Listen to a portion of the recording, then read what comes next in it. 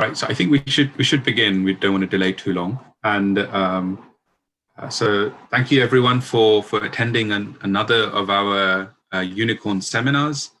So today I'll be chairing today's seminar, and we're very happy to have Alessio Belanchia, currently from Stuttgart, but is a Marie Curie Research Fellow at Queen's University, Belfast. So just some preliminary stuff that I want to go over. There's a quick announcement for some interdisciplinary research hiring that's going on in an interdisciplinary research institute. And the job post is up right now, and you can have a look at that. And a quick reminder of the simple house rules. For those who are joining us for the first time, welcome, and just be, as always, of course, be respectful for everyone that's there. Can I request everyone that's on Zoom to mute your mics and make sure your videos are closed during when this talk starts. During this question and answer session, if you have questions, you can type them, whether you're on the YouTube live chat, you can just type Q and then type your question. If you're on Zoom, you can also ask your question directly by simply raising your hand. So there's a raise your hand symbol in Zoom. If you utilize that, then I will allow you to open your mic and ask the question directly. That said, I want to quickly just, sorry, one sec. I'm currently monitoring YouTube at the same time, so there might be some times where I'm lagging behind. I just also want to give a quick biography introduction to Alessio. So he obtained his PhD in 2016, I believe, from CISA, working on quantum gravity and optomechanical setups. He then did a postdoc at Lens in Florence, collaborating with Professor Marin. And then after that, 2 years he spent in Professor Bruckner's group in Vienna, also working with Professor Aspermeyer, I believe. And then in 2018, he got the Marie Curie and currently is still in Queen's Belfast. So he'll be talking about his work, and very excited to that. So I'm going to stop sharing my screen, and Alessio, if you take over. Yeah.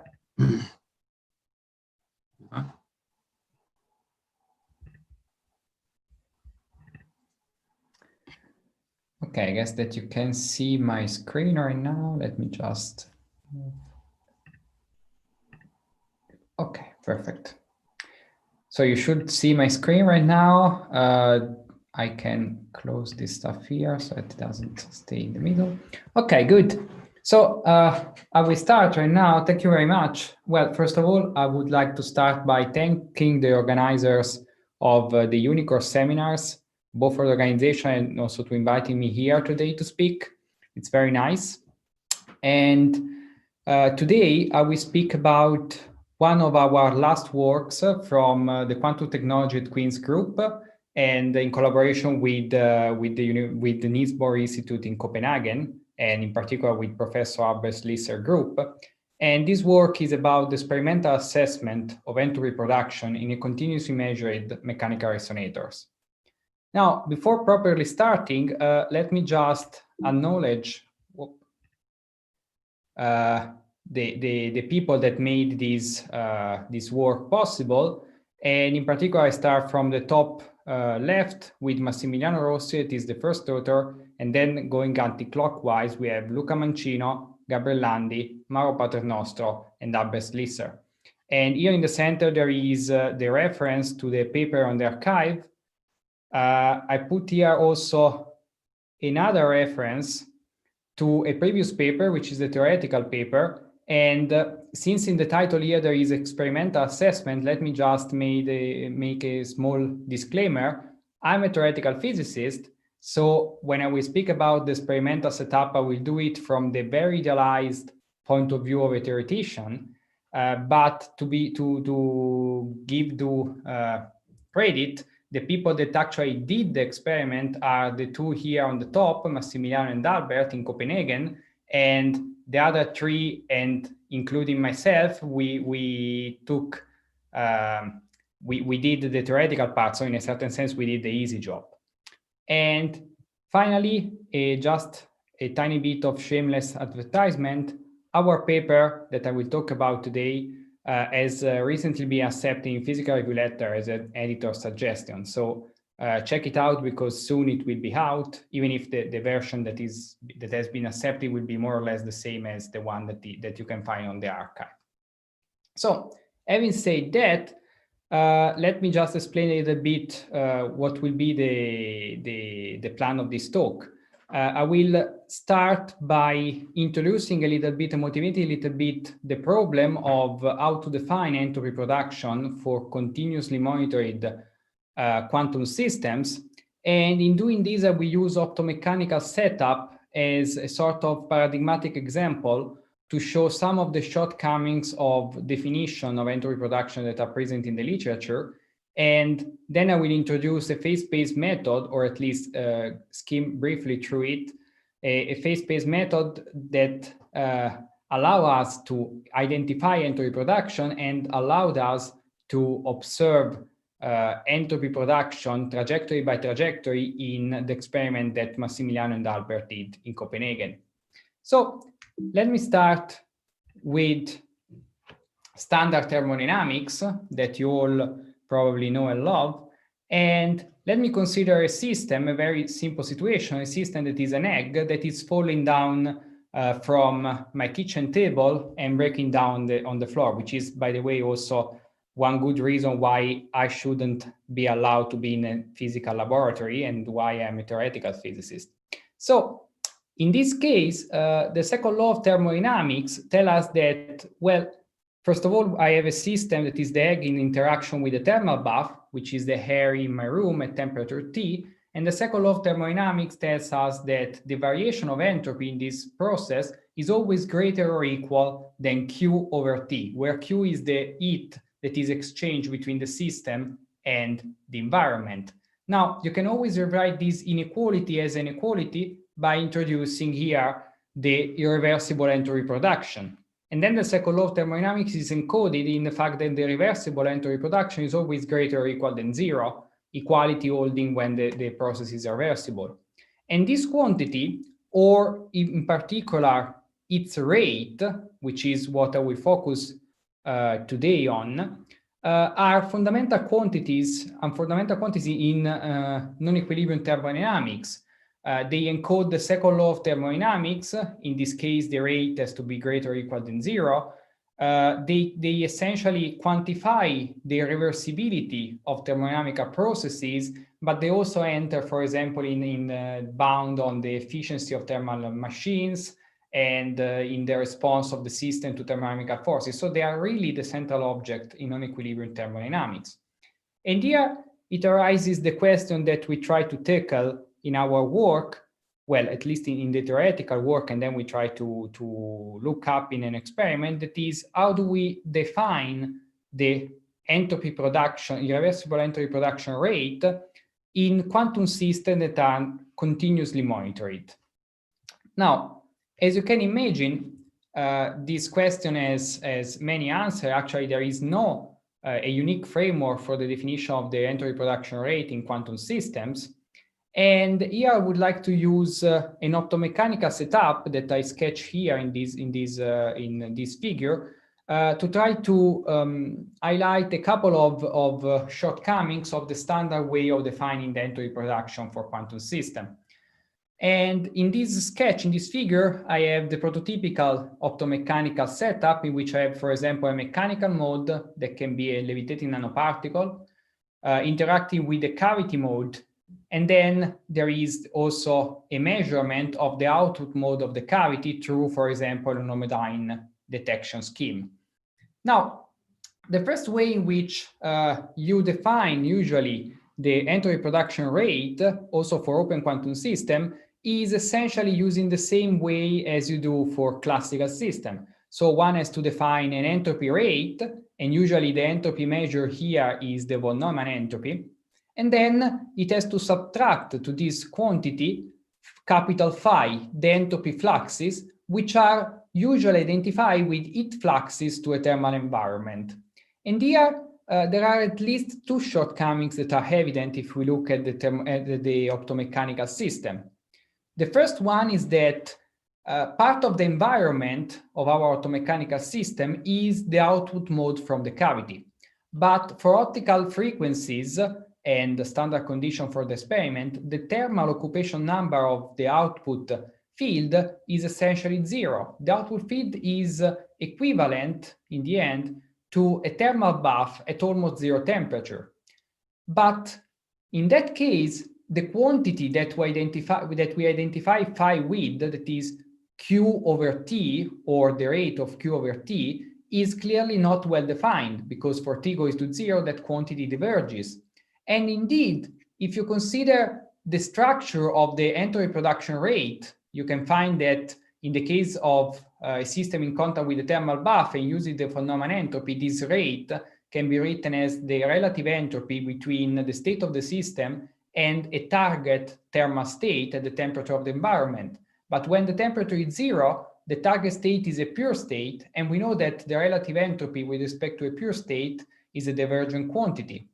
So essentially, we are in a situation in which these two quantities are actually unphysical, are divergent, while of course their sum is still something completely meaningful. And this is still a case in which we have a thermal bath. But looking again at the picture of the optomechanical system, we see here that there is not only the output mode here as an environment, there is also the detector, and there are also other sources of decoherence, for example, the phononic environment here, the optical of the mechanical mode, and other sources of decoherence, which in principle, or at least in general, are not in thermal state, are not thermal reservoir. And in this case, we don't even know how to define Q over T. That is not well defined. We really don't know how to define it. So this first very common way of identifying the entropy rate by defining phi and identifying phi with the entropy, with the heat fluxes it cannot be used in general. There are other ways, of course, in the literature to go around this problem. One of the most general is to define the entropy production in terms of correlation between the system and the environment, and the correlation in the environment itself.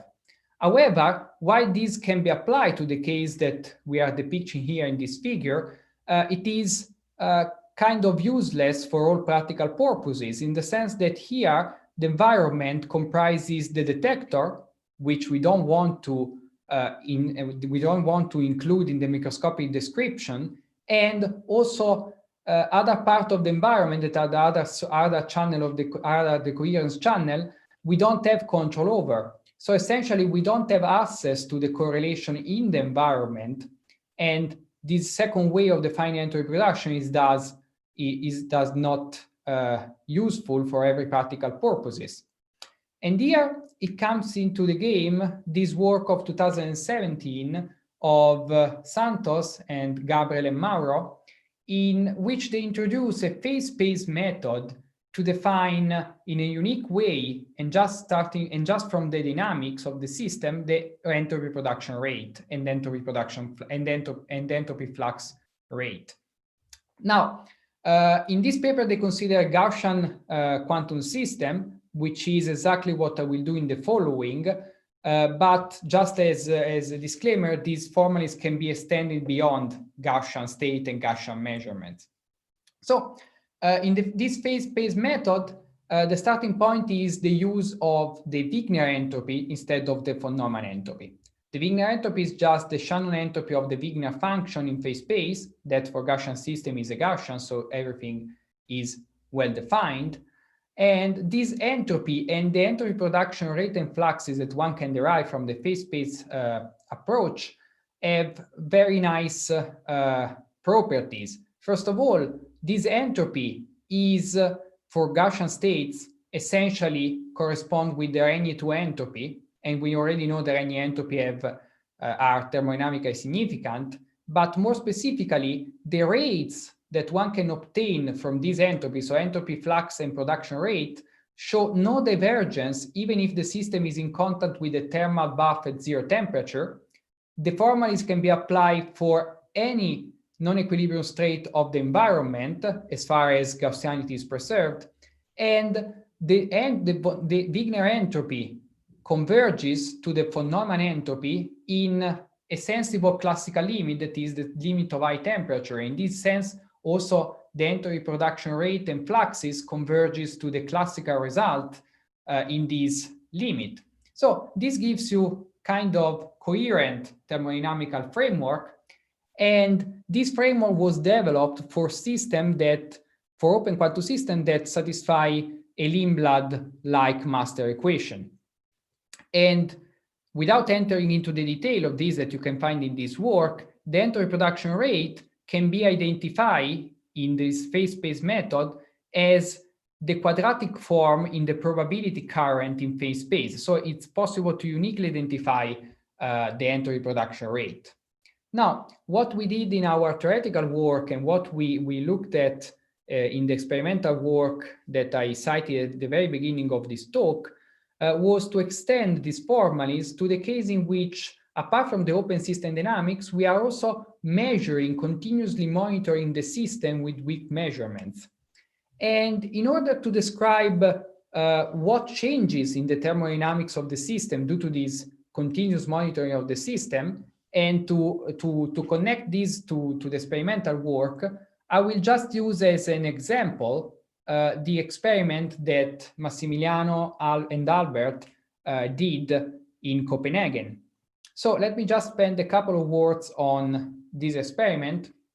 It's an optomechanical experiment in which the mechanical mode is essentially a membrane. Well, is a vibrational mode of this central defect in this photonic crystal, and this is inserted in a Fabry-Perot cavity. This is probed with the laser as usual, and then there is an homodyne detection that gives you an homodyne current as result. And further detail about this model are discussed in this physical review letter of Massimiliano and collaborators of last year. And in this case, the system is described by the following stochastic master equation. Now we'll try to see if this works. Yes, it seems that this works. So the system is described by this stochastic master equation, and in particular, this is an equation only for the state of the mechanical resonator. This arises from the fact that in the dynamical regime in which the experiment is performed, we can adiabatically eliminate the optical mode, and we remain just with the mechanical mode. So here in this equation, you see that there is a first part of the equation that is not stochastic, and is the usual Lindblad master equation for an open quantum system. However, there is also a second term here, which is stochastic, and the stochasticity is encoded in the presence of these independent Wiener increments that are random variable, and this stochastic term serves to describe the effect of continuously monitoring the system. So the state of the system is conditioned on the particular outcome that we are registering in our homodyne detection scheme. Now, the other important stuff that are present in this formula are essentially just eta, that is the efficiency of the detector. So you see that if eta is equal to 0, we go back to just having the so-called unconditional dynamics, so the dynamics described by just open system dynamics. And the other important element of this equation are the two Lindblad superoperators that, for the sake of completeness, I report here. There is a first Lindblad operator that is describing the interaction of the mechanical mode with a phononic thermal bath, that is the usual optical master equation. And then there is another Lindbladian that describes the so-called quantum back action. This comes about from the adiabatic elimination of the optical mode, and as you can see from the shape, is not interaction with a thermal environment. Now, this is very nice. This is a stochastic master equation, but is a tall order to resolve this equation in general. However, for optomechanical system in the linear regime and in general dyne measurement, among which homodyne measurement, given an initial Gaussian state, this stochastic master equation preserves its Gaussianity, which means that we can we can exchange this stochastic master equation for a set of stochastic differential equations that are way easier to solve. And these are the equations just for the first and second moments of the Wigner distribution, which is enough to describe the full evolution of the system given the Gaussianity of the state. Now, here there are a couple of interesting facts to observe. The first is that the first equation is actually a stochastic differential equation. This is equation for the first moment, and the stochasticity is encoded in the presence of this Wiener increment. However, this Wiener increment can be solved using this relation between the trajectory in phase space, the Wiener increment, and the homodyne current. So using this relation, we can get an equation for the trajectory that is determined by the stochastic outcome coming from the homodyne detection. So essentially, we can relate immediately the stochastic trajectory in phase space of the first momenta with the experimental results. The second equation, however, is a deterministic equation, and this is the equation for the covariance matrix, or in this case, just the variance of the quadrature of the system, which, by the way, are represented by x and y. Sorry, I didn't say this before, but x and y here are the position and momentum quadrature of the mechanical oscillator, the dimensionless one. So the second equation is deterministic, which tells you that the evolution of the variance is independent of the particular outcome of the measurement, but this make also the determination of this variance from the experimental data a bit more tricky than for what regard the trajectories. Now, before coming to this, let me just describe what happens when we start this experiment. So here I have a picture of phase space for this mechanical oscillator, and this circle here represents the initial state of the experiment.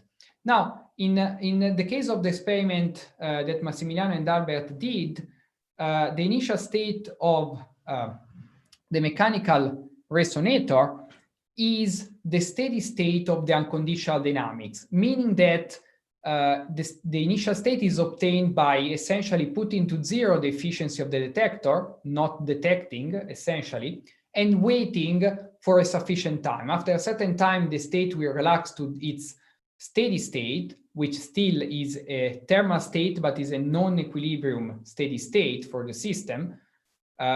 So the system will relax to this state, and then after this, we start to detect, to do the measurement. And when the measurement starts, the evolution of the state starts to be a random evolution in phase space.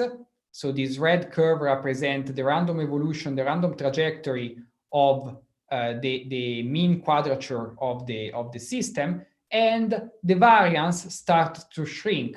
As you can see, the dynamics of this system is such that if we start from a circle, we get still a circle at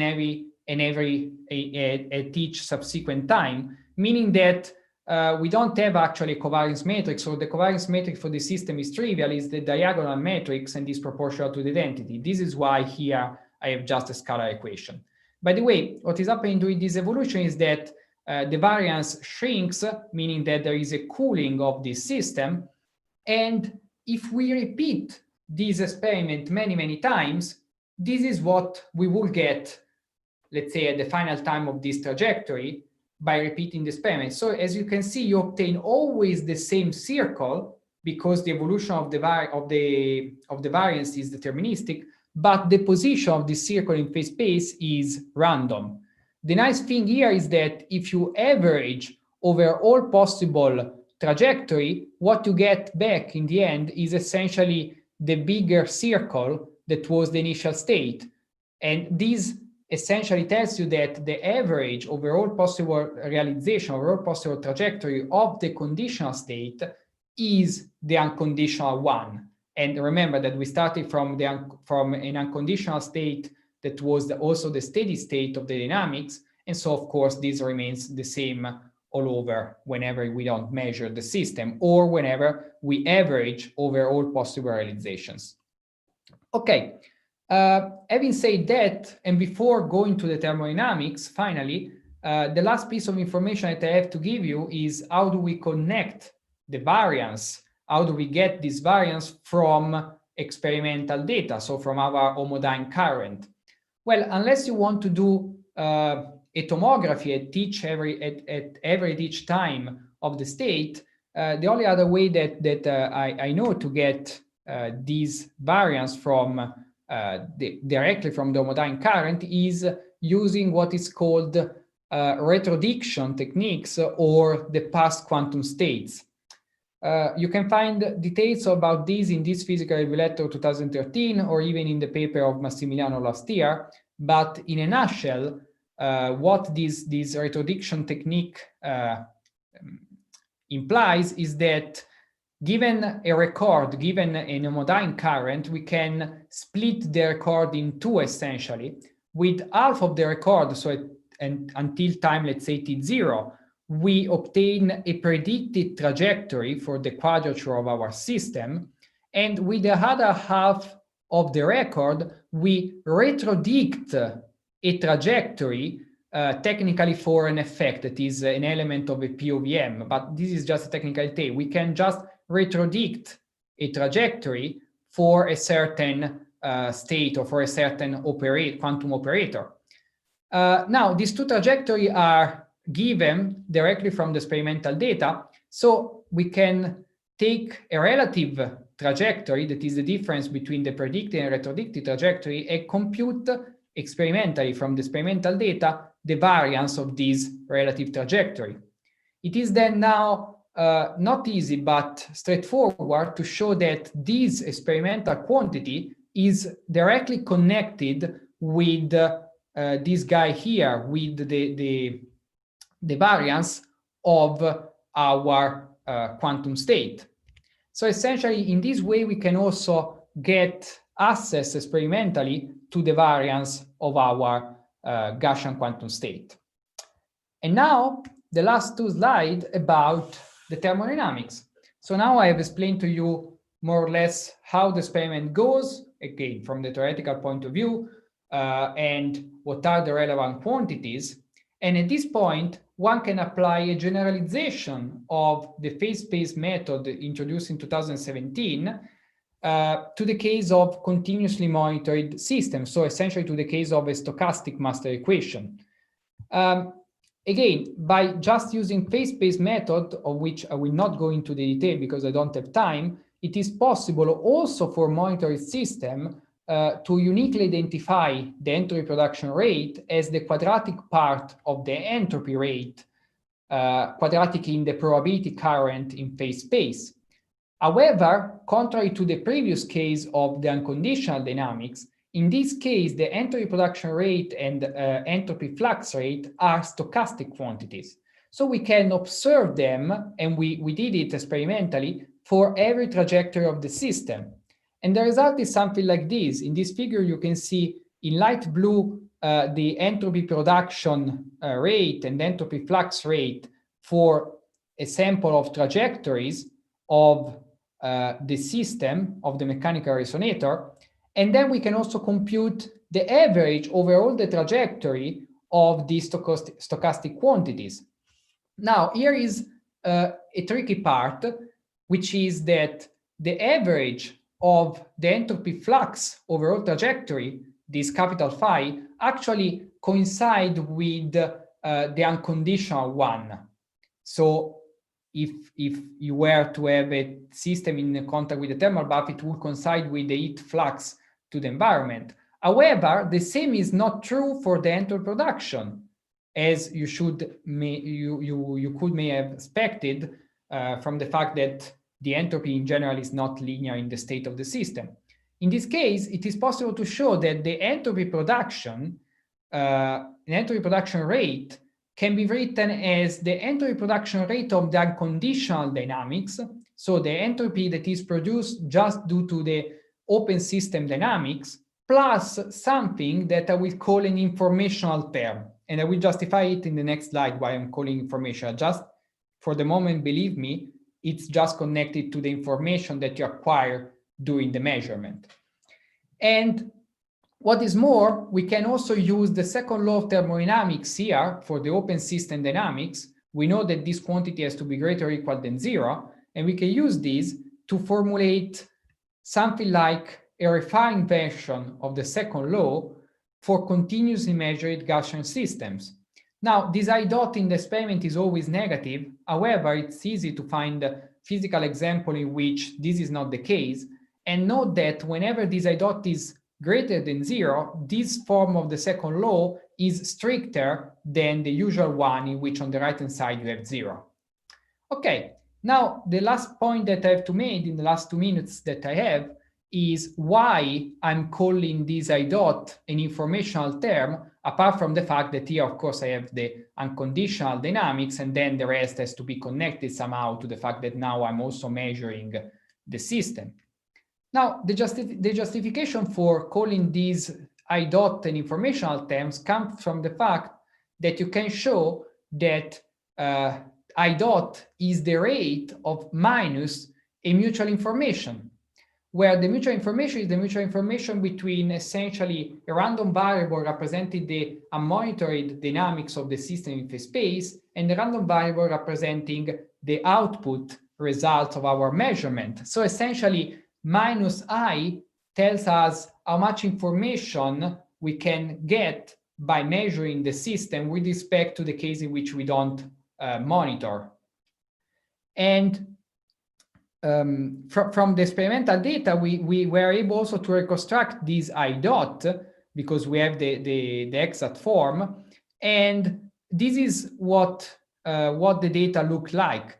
So here, what you can see is that asymptotically, this I dot vanishes. And this is physically meaningful because it's telling you that asymptotically, the state of the system will reach the steady state of the conditional evolution. And at the steady state, you are essentially not acquiring any more information than what you already acquired in the past history of recording. However, from the explicit form of I dot, you can see that there are two competing terms here. A first term is a kind of a noise introduced by the phonon buff. If there was only this term, you will have a loss of information and you will essentially go back to the unconditional steady state. So your state in our case the system would warm up again and go back to the unconditional steady state. However, there is also a second term here. Now, the second term is with minus, but remember that I dot is the rate of minus the mutual information. So this second term is an information gain. It's proportional to the efficiency of the detector and physically tells you how much information you need to get from repeated measurement in order to keep the system in the steady state of the conditional evolution. So from this point of view, the steady state of the conditional evolution is an informational steady state. It requires a constant inflow of information that we can estimate from this term in our informational quantity. So with this, I have actually concluded. Let me leave you with, it works, yeah. Well, here there was a thank you slide, but let me, no, it's going out by its own, sorry. I go back. Let me leave you with a summary slide. So what I have shown you is that we have a phase-space formalism that can account for the thermodynamics of mesoscopic mechanical resonators that are continuously measured. And we were able for the first time to observe the entropy production rate and entropy flux rate for a continuously monitored mesoscopic mechanical resonator experimentally. And finally, the second law of thermodynamics for this kind of system shows that the information, the act of measuring the system, of course, have important implication on its thermodynamics, as it is also well known from the field of information thermodynamics. So with this, I have really concluded. Sorry for being a bit over my time, and thank you very much for the attention. Thank you, Alessio, for that very interesting talk. I think we can, so the general way we do this is if we can unmute and just clap to acknowledge and thank you, Alessio. Everyone can unmute them.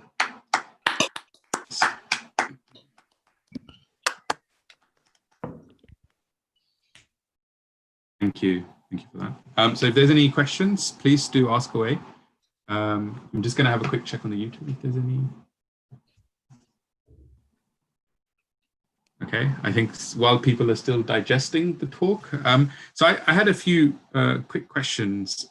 This is really, Alessio, my ignorance that will show. So when you talk about conditional and unconditional variance, what does that mean exactly? Sorry, I was fast there. So the unconditional one, let me take the master equation. So the unconditional dynamics is the one given by just the open system dynamics, so the standard Lindblad equation. The conditional dynamics is instead the evolution of the state conditioned on the outcomes of the measurement. Okay. Now, for what regard the variance, this implies that the unconditional variance of the state is this big circle in our case. And as I said, we take an initial state that is the steady state of the unconditional evolution. So if there was no measurement, the state would remain this big circle for every time. The conditional variance instead is the one that comes from solving this equation. So the one that appears whenever you start to measure the system. And if you start to measure the system, as I said, in this case, this variance will shrink down. Another way to see this is if you send to zero here the detection efficiency, you remain with an equation that that is an equation for the unconditional variance of the system.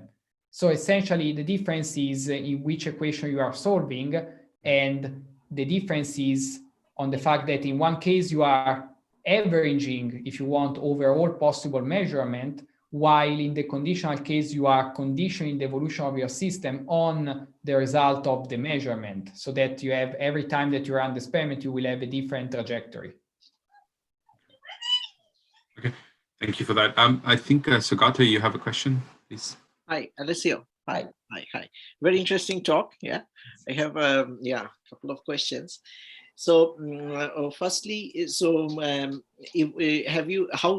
is the method, is a general method of calculating this entropy production? So suppose I wanted it to apply to some other system, say a spin chain or something like that, and wanted to see this entropy production. Yeah, so for what regard the formalism, the explicit expressions that we have are for Gaussian systems. So of course you can apply them to any Gaussian system. For what regard, for example, a spin chain, then you should go beyond the Gaussian framework, which is what I was pointing towards before. There is Mauro and Gabriel have a paper in which they use the Ver entropy, that is the entropy of the Usemin function. And in that case, you can use the Usemin function also for spin system without any problem. So in principle, yes, and our formalism can be adapted also beyond the Gaussian case for continuously measured systems. Okay, that's very good. That's nice. And is there any calculation of like repeated von Neumann measurements rather than this continuous one for? In the literature, I think there is something. For sure, there are the papers of Sagawa and Ueda in which they consider discrete measurements and, usually something like one measurements and stuff like this. For continuous measurement, I don't know. I mean, continuous measurement in the end are weak measurements. So I would say that it's a different story. But yeah, there are works in which they consider also projective measurements. Okay. Thank you very much. Yeah, welcome. It was very enjoyable. Okay. Are there any further questions from anyone? I still have another question. Sorry, Alessio. I'm hogging this space. So just actually going to this diagram, just to clarify for myself. So experimentally, what you're doing is of course you've got some oscillator and you shine a laser and you're just picking up the motion of that in the light. Yeah, and that gives you the current Yes. IT. Yes. You monitor the output field of cavity. So what you're saying is that is a continuous measurement at say time intervals of short time intervals, but for every time it's measuring, the smaller circles are being created. Is that what you're saying? Yeah, you are measuring. Yeah, this is a continuous trajectory. So you are continuously measuring the system. The system is undergoing a stochastic trajectory in phase space because the trajectory depends on the outcomes. So here, essentially, I don't have a plot, but here, essentially, you will have a sort of stochastic plot of the current coming from the modine detector, and that reflects in a stochastic trajectory here.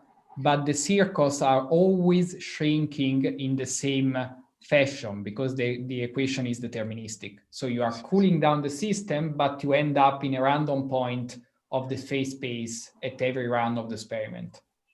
But that's simply by measuring that you're cooling the system down.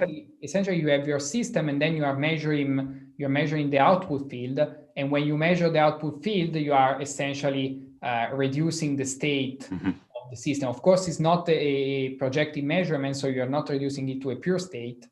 You are just reducing it in a weak way, but in any case, it's enough to cool down the system. And in principle, you could even make the state pure in this way, so you can really cool down to the ground. The only difference between this system and what is done in feedback cooling is that in feedback cooling you have also feedback mechanism that are such that instead of ending with this kind of plot, every time that you arrive at a certain point, you take the system back to the origin. So in the end, if you have feedback control, you will have something similar to this, but all this circle will be here at the center of the phase space. So you know even where you are and you go towards the ground state. I see. Okay. All right. Okay, that makes sense. Thank you. Oh, there's another question from Ignacio. Please. Thank you very much for the nice talk. So it's also a bit ignorance. I think I'm a bit confused with the actual measurement. I'm more used to this homodine where you just get one quadrature out, and then from this thing, but you have the two at the same time. So there are two binary increments. Yeah. Could you explain a bit how that works and to what basically setup this corresponds in terms of the measurement? Yeah, this actually is, thank you for the question, because this comes from the fact that this equation, this master equation here is an effective master equation. As I said at the beginning, the full system would have something like 4 quadrature because you have 2 quadrature for the mechanical resonator, 2 quadrature for the optical mode. However, this equation comes from an adiabatic elimination of the optical mode, and in this way, you can, by doing the derivation, you can see that actually the homodine current gives you information of both the quadrature of the system. Again, is information about the average value of both the quadrature, so you're not violating anything like Heisenberg inequalities. But yeah, this form with the 2 binary increment comes from an equation in which there is just 1 binary increment at the start to start with, but then the adiabatic elimination and other approximation lead you to this equation here, so that in the end, by doing essentially something like a filtering of the outcome of the detector, you can trace both quadrature of the mechanical resonator. So there is like some kind of time bins that you use concerning your photocurrent. Yeah. I mean, I have the photocurrent. If you just average this random thing, you get. You are essentially filtering the result. This is. Yeah. So there is like some filtering involved in this digitizer story. Yes, there is a filter. Okay. Yeah. Okay. Thank you very much. You're welcome. Okay, great. Since there aren't any further questions, Alessio, once again, thank you so much. And thank you for everyone else for joining in. So just to remind everyone that we will have our next talk next week by Dr. Laure Le Penay at 2 p.m. And hopefully see everyone there. Thank you. Thank you. Bye. Bye, everyone. Thank you.